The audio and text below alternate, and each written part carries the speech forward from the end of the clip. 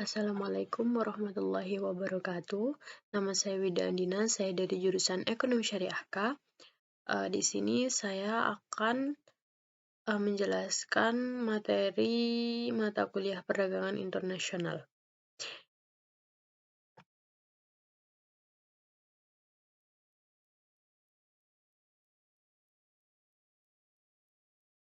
Yang pertama adalah materi ke-9 yaitu konsep kepemilikan faktor produksi dan teori Heckscher-Ohlin.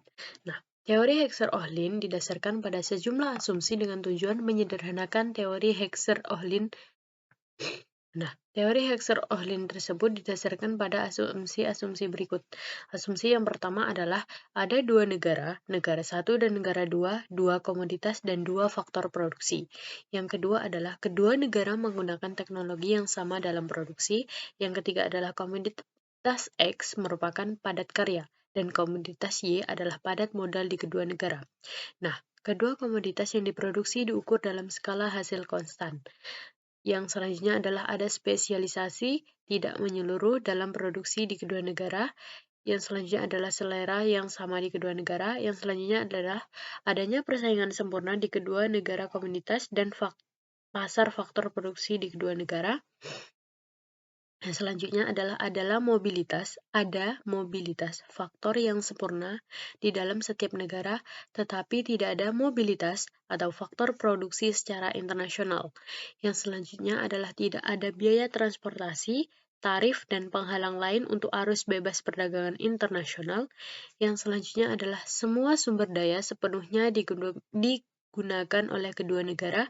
Dan yang terakhir adalah perdagangan internasional antara dua negara saling seimbang. Nah, faktor bawaan dari teori Hecker-Ohlin, yaitu yang pertama teori Hecker-Ohlin, yaitu berarti bahwa negara satu akan mengekspor komoditas X karena komoditas X adalah komoditas L intensif padat karya dan L adalah faktor yang relatif berlimpah dan murah di negara satu. Di sisi lain, negara dua akan mengekspor komoditas Y karena komoditas Y adalah komoditas K intensif yaitu padat modal dan K adalah faktor yang relatif berlimpah dan murah di negara dua.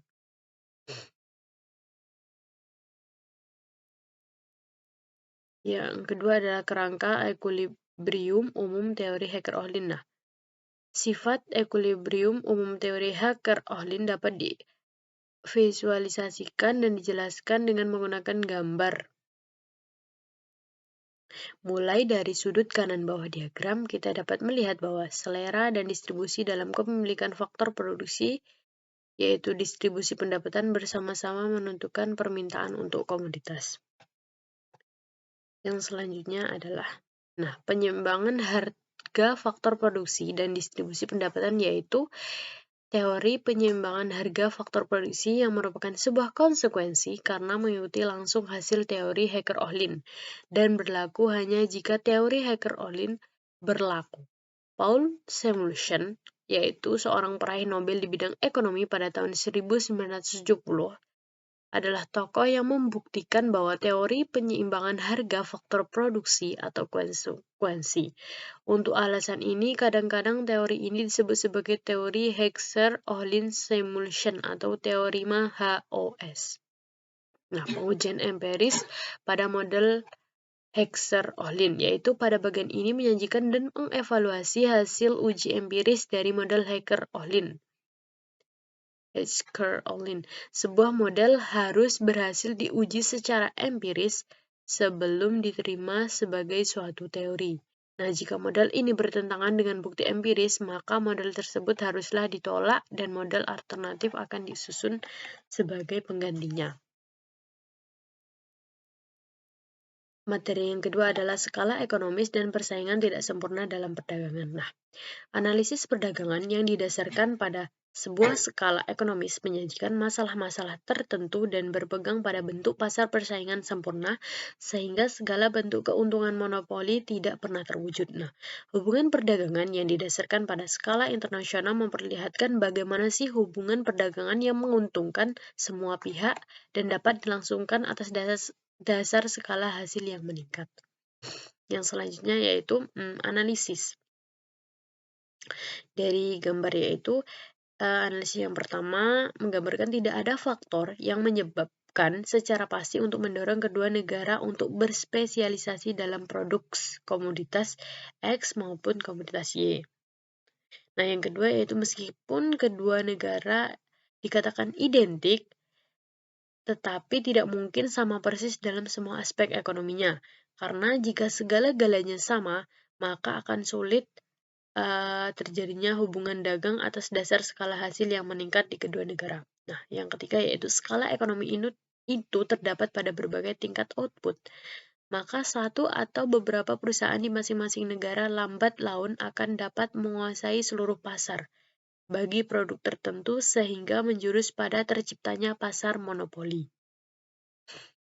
Yang selanjutnya yaitu, nah, dalam sebuah perusahaan atau pasar persaingan sempurna, perusahaan-perusahaan yang ada tidak bisa mempengaruhi harga atau price taker, yang artinya yaitu penjual barang harus selalu menerima kenyataan bahwa mereka dapat menjual sebanyak-banyaknya mungkin barang, asalkan berdasarkan pada harga yang berlaku dan mereka sama sekali tidak dapat mempengaruhi harga yang mereka terima atau produk yang mereka jual.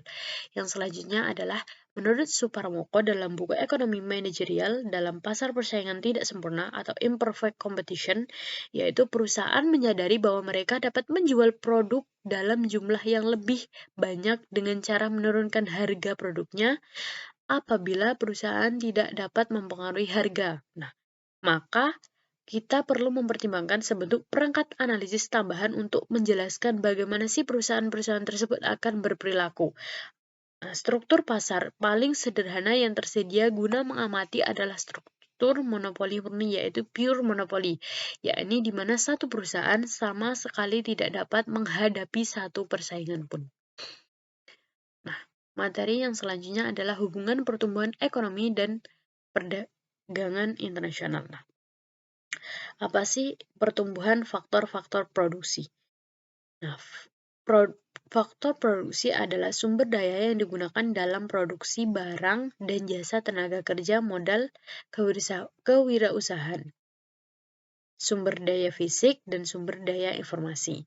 Nah, faktor produksi adalah suatu fungsi atau persamaan yang menunjukkan hubungan antara tingkat output dan kombinasi penggunaan input. Nah, perbedaan utama sistem ekonomi terletak pada cara sistem itu mengolah faktor-faktor produksinya atau factors of production, yaitu sumber daya yang digunakan oleh perusahaan di suatu negara untuk menghasilkan barang dan jasa. Pada masa ekonomi, sudah lama berfokus pada 4 faktor produksi. Yang pertama adalah tenaga kerja, yang kedua adalah modal, yang ketiga adalah wirausahawan, dan serta yang keempat adalah sumber daya alam. Nah, selain 4 faktor tersebut, para ekonomi memasukkan juga sumber daya informasi. Nah, perlu diingat bahwa konsep faktor produksi juga dapat diterapkan pada sumber daya yang dikelola organisasi untuk memproduksi barang yang berwujud dan jasa yang tak berwujud. Selanjutnya adalah pertumbuhan faktor produksi, yaitu pertumbuhan tenaga kerja dan akumulasi modal dari waktu ke waktu, yaitu dapat menyebabkan batas produksi negara bergeser. Yang kedua adalah teori Ribetzinski, bahwa pada harga komoditas konstan, peningkatan kemampuan dari salah satu faktor akan meningkatkan output dari komoditas yang padat. Nah, dalam faktor itu dengan proporsi yang lebih besar dan akan mengurangi output dari komoditas lainnya. Yang selanjutnya adalah kemajuan teknisi, yaitu yang pertama kemajuan teknisi yang bersifat netral, yaitu penghematan tenaga kerja, penghematan modal. Kemajuan teknisi biasanya diklasifikasikan menjadi netral, hemat tenaga kerja, atau hemat modal. Yang selanjutnya adalah kemajuan teknisi dalam batas produksi suatu negara seperti dalam kasus pertumbuhan faktor. Nah, semua jenis kemajuan teknis menyebabkan batas produksi negara bergeser. Yang selanjutnya adalah ada pertumbuhan dan perdagangan pada kasus negara kecil dan ada juga pertumbuhan dan perdagangan pada kasus negara besar. Demikian yang dapat saya sampaikan. Akhirul kalam. Wassalamualaikum warahmatullahi wabarakatuh.